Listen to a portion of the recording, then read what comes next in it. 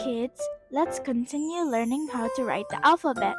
We are going to write the uppercase W.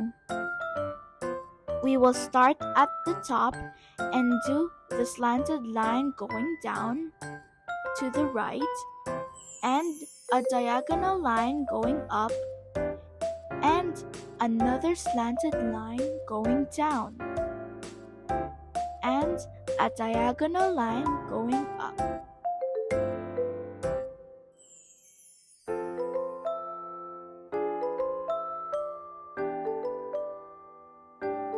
Let's continue writing the lowercase w. Start in the middle line and draw a slanted line going down, then a diagonal line up, and another slanted line going down, and a diagonal line going up.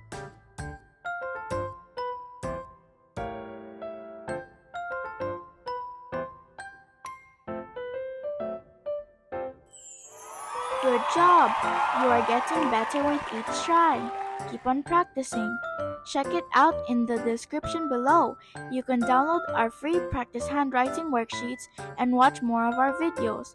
Don't forget to like, subscribe, and share. Bye-bye!